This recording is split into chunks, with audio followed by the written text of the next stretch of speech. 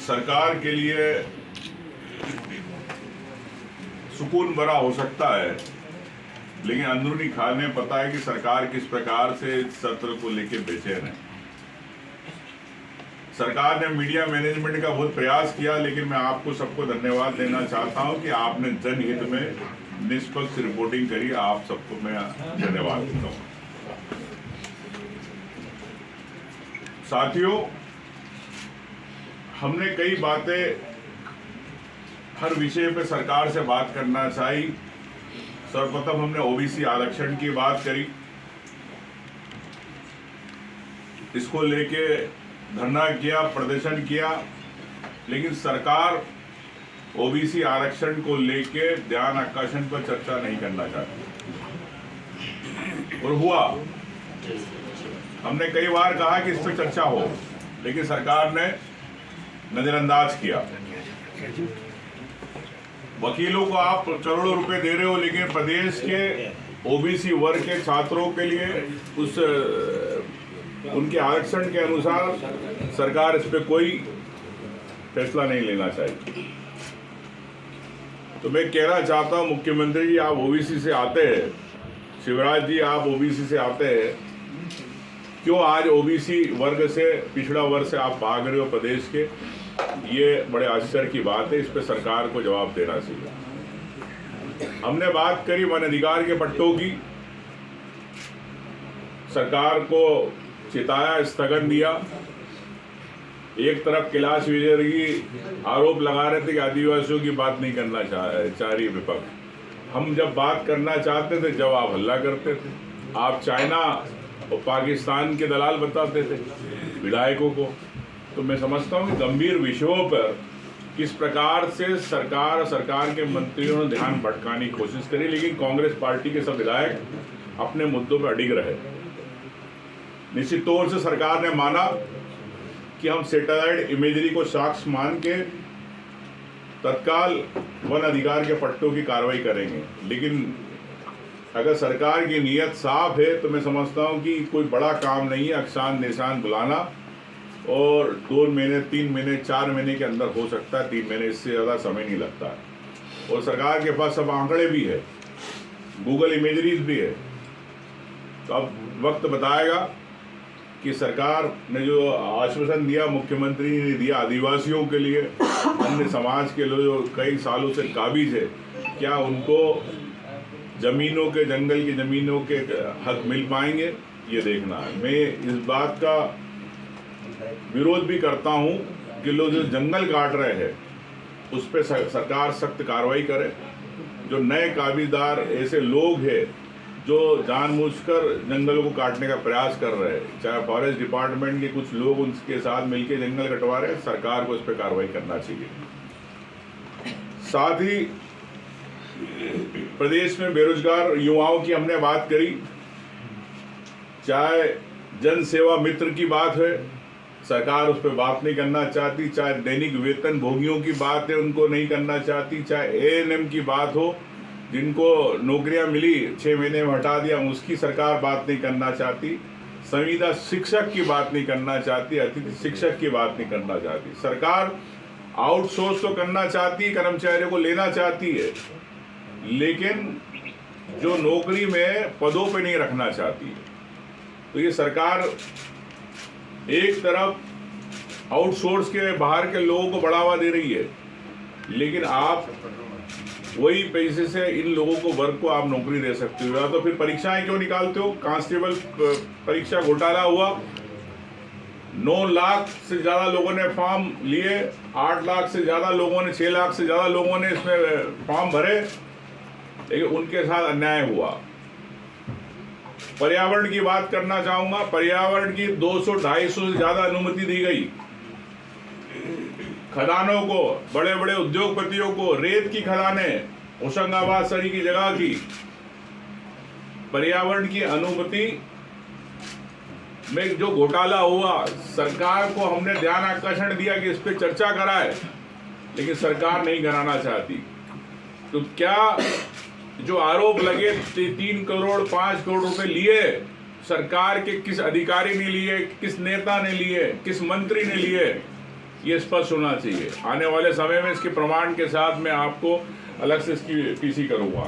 साथियों, श्रम कानून की बात करी हमने, जिस प्रकार से श्रम कानून का बदलाव किया गया, लाखों श्रमिकों के साथ जो उनके अधिकार की बात है, उदाहरण के लिए अगर हड़ताल करना है तो पहले नोटिस देना पड़ेगा। मैं समझता हूं कि हड़तालें तत्कालिक घटनाओं पे होती है, तत्कालिक विवाद पे होती है।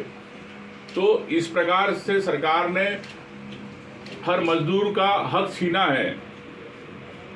मेट्रोपॉलिटन योजना जो 2 महानगर बनाए जा रहे हैं, इस महानगर को लेके, भोपाल और इंदौर को लेके, हालांकि इन्होंने जबलपुर, ग्वालियर, रीवा महानगर को लेके सरकार ने कोई ना बिल लाए ना इस पे बात करी, लेकिन ये 2 जो महानगर बनाए जा रहे हैं, इसमें कई लाख हेक्टेयर जमीनें जाएगी। उदाहरण के लिए 8 लाख हेक्टेयर से ज़्यादा जमीन इंदौर महानगर के लिए बनेगा, जो आसपास के देवास, उज्जैन, धार को लेके किया रहा है। लेकिन क्या किसान को भूमि अधिग्रहण नियम 2013 के हिसाब से, क्या बाजार मूल्य के हिसाब से किसान को पैसा मिलेगा? ये सरकार की नीयत में खोट है। अगर वहाँ पर इंदौर के आसपास की जमीनें 3 करोड़, 5 करोड़, 4 करोड़, 10 करोड़ की जमीनें पर एकड़, क्या सरकार इस हिसाब से, बाजार मूल्य के हिसाब से, कानून के हिसाब से देगी? ये मुझे नहीं लगता। ये किसानों को इंदौर के, देवास के, उज्जैन के, धार के, इन किसानों के साथ सरकार छलावा करेगी। इसमें मैं चाहता हूँ सरकार स्पष्ट करे कि हम जो बाजार का भाव है उस भाव से देंगे। अगर नहीं देती, अगर अधिग्रहण करती है कम भाव में, तो मैं समझता हूँ कि सरकार उन किसानों के साथ छलावा करेगी। साथ में इसी बिल के अंदर जनप्रतिनिधियों को सिर्फ विशेष आमंत्रित सदस्य बनाया गया, उनके अधिकार की बात नहीं हुई। अब और जनप्रतिनिधि तो ठीक है, विधायक हो, सांसद हो, लेकिन इस विभाग के मंत्री, नगरीय प्रशासन मंत्री कैलाश विजयवर्गीय जी, वो भी सदस्य हो गए, मुख्यमंत्री जी खुद अध्यक्ष हो गए। तो अब लड़ाई ये है इनकी आपस की कि अध्यक्ष कौन बने। अध्यक्ष बनने में मुख्यमंत्री 2020 में जीत गए। तो साथियों, स्टाम्प ड्यूटी की बात करी, कल हमने स्टाम्प को लेके कहा कि किस प्रकार से सरकार ने स्टाम्प हो, चाहे कंसेंट डीड हो, सहमति पत्र हो, चाहे बंदूक का लाइसेंस हो, रिवॉल्वर का लाइसेंस हो, चाहे नवीनीकरण हो, इन सब के अंदर सरकार ने 100 से लेकर 400% ड्यूटी बढ़ा दी। तो आम व्यक्ति जो एक टाइपराइटर के पास आवेदन लेकर जाता है, शपथ पत्र बनवाता है, ऐसे ही उसको 100, 200, 300 रुपए खर्च हो जाते हैं, तो उस पर और ज्यादा वजन आएगा। जैसा हमने कहा है कि क्या आप सरकार को, कल कहा उप मुख्यमंत्री देवड़ा जी को हमने कहा कि क्या आप इसको वापस लेंगे, लेकिन सरकार कर्ज लेना चाहती है। तो सरकार ने इसलिए बढ़ाई इन पे, सब पे ड्यूटी, कि उनका कहना है, बिल में लिखा था कि महंगाई बढ़ गई है, प्राइस इंडेक्स बढ़ गया, इसलिए हम इन सब पे पैसे बढ़ा रहे, टैक्स बढ़ा रहे, स्टाम्प शुल्क बढ़ा रहे। तो महंगाई बढ़ गई, ये सरकार मान रही है उस बिल के लिए, टैक्स लगाने के लिए। और एक तरफ सरकार कहती है कि कर्ज लेंगे, लेकिन हम जनता पे बोझ नहीं होने देंगे। तो सरकार कर्ज भी ले रही है और जनता पे बोझ भी बढ़ा रही है। तो मैं समझता हूं कि सरकार सिर्फ और प्रदेश की जनता को कर्ज में डुबो रही है। आज मीटर की बात करी हमने, जिस प्रकार से अडानी को देने की तैयारी चल रही है, पूरे नए मीटर लगा के पूरा सेक्टर, पूरा बिजली का सप्लाई करना, देना चाहते हैं। मीटर जिस प्रकार से गनगना के चल रहे हैं, जो 100 रुपए 200 मीटर रुपए आती थी रीडिंग, आज 500-1000 रुपए आ रहे। परेशान है गांव के लोग, शहर के लोग। तो मैं समझता हूं कि सरकार फिर एक बार प्राइवेटाइजेशन को बढ़ावा दे रही है, और जो उनका हक है, बिजली का हक, बिजली के हक से उनको बिजली उतनी मिलती नहीं, लेकिन मीटर बढ़ा के उनसे ज़्यादा पैसे वसूल करना चाहती। किसान की बात करी हमने, खाद की बात करी, सरकार ने किसान को लेके ध्यान आकर्षण पर चर्चा नहीं करी। हम चाहते थे कि किसान को लेके प्रदेश के अंदर यूरिया डीएपी खाद जिस प्रकार से नहीं मिली, लाइनें लगी किसानों की, किसान परेशान रहा, किसान रोता रहा, गिड़गिड़ाता रहा, भीख मांगता रहा सोसाइटियों के सामने। लेकिन सरकार के मंत्री, सरकार के मुख्यमंत्री यहाँ पे बयान देते रहे कि हम हर जगह सोसाइटी में खाद पहुँचा दी, कि कोई यहाँ पे परेशानी नहीं है, प्रदेश के अंदर हर किसान को खाद मिल रही। तो मैंने कहा कि आप मुख्यमंत्री जी चाहे मंत्री हो, कि आप जाओ किसानों से बात करो, पूछो कि उनको खाद मिल रही कि नहीं। यहाँ से कोई मंत्री भोपाल से जाना नहीं चाहता। तीसरी बात, आपने देखा मूंग को लेके कई किसानों ने धरना दिया, लेकिन सरकार ने विपक्ष की मांग पर मात तो मानी मूंग खरीदने की, लेकिन जिस प्रकार से रजिस्ट्रेशन कम हुए, गड़बड़ियां हुई, आप समझ सकते हो कि सरकार की नीयत आम किसान के लिए नहीं थी। तो ये भी कहना चाहता हूं साथ में, ऐसे कई सवाल है जिस पे विधायकों की जानकारी नहीं आई, जानकारी एकत्रित की जा रही, गलत उत्तर दिए जा रहे। तो ऐसा क्यों? क्या प्रदेश सरकार विधानसभा से बड़ी हो गई है, जनप्रतिनिधियों से बड़ी हो गई? हम लोग जनता की आवाज है, विपक्ष एक मैं समझता हूं कि जगाना काम करता सरकार को, लेकिन सरकार आम जनता की बात को सुनना नहीं चाहती। साथियों, इसमें यह भी कहना चाहता हूं कि मुख्यमंत्री जी भी ईद का चांद रहे, कभी आए कभी नहीं आए, तो इससे मालूम पड़ता है कि आप कितने गंभीर है। प्रदेश के विषयों पर चर्चा आप नहीं चाहते, आप बैठना नहीं चाहते। मैं चाहूँगा मुख्यमंत्री जी कि जब सदन चले तो आप उसमें हाजिर रहे। ये जनता की भावना है, प्रदेश की जनता की, मैं कहना चाहता हूँ। साथ में छोटे छोटे सत्र,